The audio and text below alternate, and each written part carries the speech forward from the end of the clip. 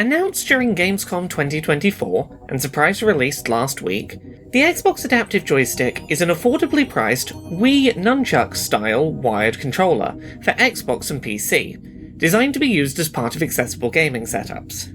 Able to be used as a standalone controller, or as part of an accessibility setup connected to an Xbox Adaptive controller, the Adaptive Joystick is designed to be comfortably held in either hand, or connected to a screw mount, and features one analog stick, a bumper and trigger button pair, and 4 face buttons, comprising almost all of the buttons present on half of a standard Xbox controller layout. I spent the better part of the last week trying out the Xbox Adaptive Joystick as part of my Xbox gaming setup, and have quickly grown to love what it offers. It has limitations and drawbacks worth discussing, but has quickly become my default tool of choice for playing games on Xbox. Starting at the beginning, let's talk about the unboxing experience. This shouldn't be a huge surprise to anyone who follows this channel, but the Xbox Adaptive Joystick packaging is very well designed in terms of accessibility, demonstrating Xbox's continued understanding of accessible packaging principles. The labels and tape securing the box shut feature easy-to-grab loops on either end to make gripping and removing adhesives manageable. Once inside the box, layers feature cardboard lifting flaps to make them easy to grip and lift out of the box. The box itself and all packaging material inside are made of cardboard or paper, with no twist ties or other fasteners requiring manual dexterity and fine motor control used for things like cable management. There is one aspect of the box design which requires slightly more dexterity than the rest. One side of the box is held shut by light adhesive, which requires gripping the edge of a cardboard box face and using slightly more force than the rest of the box to detach. However, overall, the box design should be able to be opened without assistance by a reasonably high percentage of disabled users. The controller itself is comfortable to hold, if a little heavier than expected. It's not uncomfortably heavy, at least in my experience. The surprise at the weight is more to do with expectations for a product without a battery installed for wireless use. The weight is likely there to ensure the controller is properly balanced for users attaching it to a screw mount, and to ensure a sturdy core to keep it stable for those users. That said, the level of weight present is notably less than holding a standard Xbox controller using a single hand for similar stick and button access, and gives the joystick a premium feel. Unlike a standard Xbox controller, with its asymmetrical stick layout, every Xbox Adaptive Joystick features its joystick at the top and buttons underneath. This may be initially uncomfortable for some users, particularly those with muscle memory for the old layout positions, paired with pain associated with hand strain. This joystick layout default does make sense in context. When placed on a screw mount, this layout places the analog stick in a natural position for chin operation. This won't be to every user's personal tastes, but I think it's a reasonable overall choice to have made. Personally, I've found the Xbox Adaptive Joystick really comfortable to use for extended sessions of play. The controller feels natural to hold in either hand as part of a split-handed setup, and feels designed with comfortable ergonomics in mind. The Xbox Adaptive Joystick is a wired controller, with no option at present to purchase a wireless version of the device. I understand the logic here. Accessible tech options are often prohibitively expensive, and making the controller wired only ensures the entry point for consumers is as low as possible. But that does obviously introduce some barriers to usage for some players. While each Xbox Adaptive Joystick ships with a lengthy and high-quality braided USB cable, if I were playing my living room Xbox Series X from my sofa, I don't know how comfortable I would feel trailing these cables all the way across the room during play. I do believe there is a market of people who would, if a slightly more premium version of this joystick were offered with wireless connectivity, be happy to purchase this device at that slightly increased price. Cable management of this nature can be a cognitive accessibility barrier, and make using a controller like this feel like less of an appealing option. That said, there is an optional way to use the Xbox Adaptive Joystick as a pseudo-wireless controller solution, albeit with an additional cost attached. I've been spending most of this past week using a pair of Xbox Adaptive Joysticks connected by cables to an Xbox Adaptive controller as my primary method of playing Xbox games.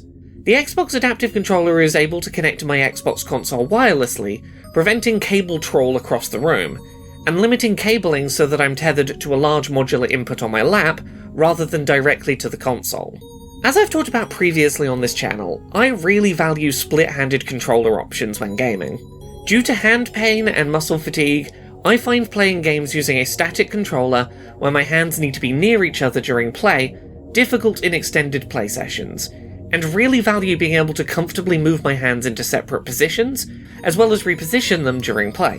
While I think I would struggle to use a pair of Xbox Adaptive Joysticks by themselves as an Xbox controller replacement, if directly cabled to the console itself, with an Xbox Adaptive Controller available to center my setup around, I really love the setup that I've landed on. When each Xbox Adaptive Joystick is plugged into the Xbox Adaptive Controller's left or right USB joystick port, it automatically defaults to replicating the button configuration of the matching half of a standard Xbox controller. For example, when plugged into the left port, it maps to the left analog stick, L1 and L2, and the 4 face buttons representing a D-pad. While these default mappings can be customized, it does make setup a breeze if you're just looking to emulate half of a controller on a one-handed input device. However, near the start of this video, I mentioned that a pair of Xbox Adaptive Joysticks features almost all of the inputs found on a standard Xbox controller, but not quite all of them. Missing from the setup by default is access to the Xbox Home button, as well as Start and Select button functionality. This isn't a huge issue if you're, like me, connecting to an Xbox Adaptive Controller, but it does mean you'll still need a standard Xbox controller as part of your setup if you're using the Adaptive Joystick without an Adaptive Controller as a modular base. While I understand the desire to keep costs for the Adaptive Joystick as low as possible, including 2 additional buttons below the X3 button, similar to the placement of the 1 and 2 buttons at the bottom of a Wii Remote, would have allowed players to create setups with a pair of adaptive joysticks that didn't need to rely on an additional controller to access those final few function buttons. That said, with these limitations acknowledged, the Xbox Adaptive Joystick truly has become transformative in how I play Xbox games, as someone who values comfortable split-handed controls when gaming. I recognise that I would be a lot less positive if not for already owning an Xbox Adaptive Controller, and that the price of that modular controller base needs factoring into my praise, but I can't overstate how well that setup works for me. Having a couple of large programmable buttons on my lap, and my hands free to move and reorient themselves separate from each other, is incredibly comfortable and natural. I almost feel like a mech pilot, with my control panel in front of me and ancillary controls split into each hand. The setup feels more akin to using a specialised vehicle panel controller peripheral than a traditional accessibility controller, and the fact that I feel that fantasy more than I feel conscious of using an accessibility-focused input device is a really nice association to have with a device that is there to assist me with being disabled. A wireless version of the Xbox Adaptive Joystick with a couple of extra buttons would be fantastic as a more expensive alternative configuration to offer. Being able to replace a standard controller fully using just a pair of wireless adaptive joysticks, I do believe would be really appealing to a number of users. As much as I commend Xbox for getting the price this low for the wired version, there are users who I think would opt into a variant that trades a slight price increase for a slight usability improvement. I wouldn't want that to replace this cheaper wired version, but I do think it would be a valuable option to coexist with. But, as someone who has spent years looking for a comfortable and affordable split-handed control option to use on Xbox consoles, a pair of adaptive joysticks connected to an Xbox Adaptive Controller has 100% become my new default way to play Xbox games, and I don't see myself turning back anytime soon. While there are truly wireless options out there for split-handed play on Xbox, such as the BioWave Proteus controller, I find it hard to deny that the price and comfort here are top-notch on Xbox's first-party offering. Even if you end up purchasing an Xbox Adaptive Controller to use as a wireless base module, this is still a cheaper setup option than a Proteus controller and an additional USB dongle would be by quite a wide margin.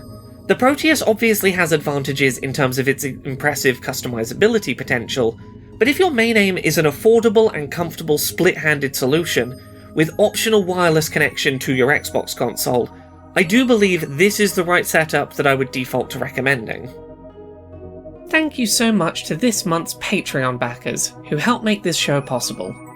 You can support the show and everything I do at patreon.com/LauraKBuzz.